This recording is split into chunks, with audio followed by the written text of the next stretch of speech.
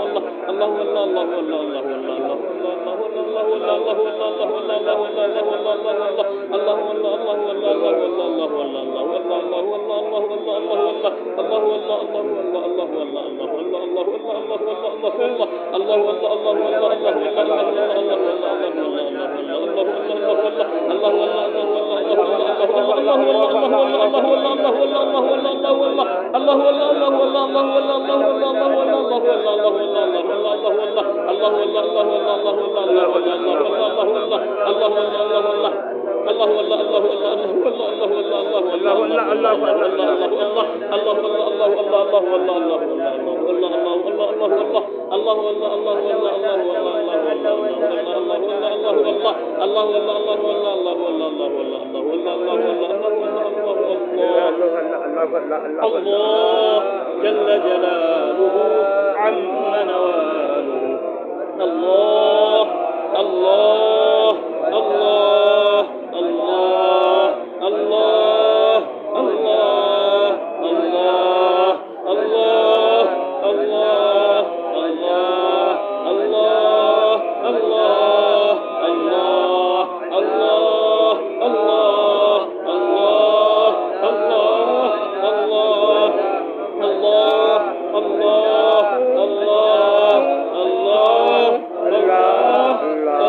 الله الله الله الله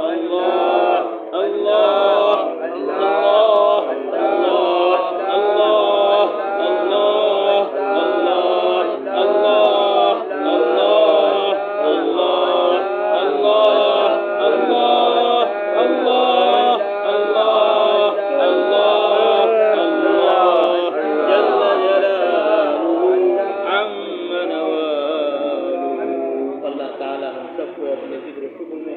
لگنے کی اور سارے عالم کو لگانے کی توفیق نصیب فرما.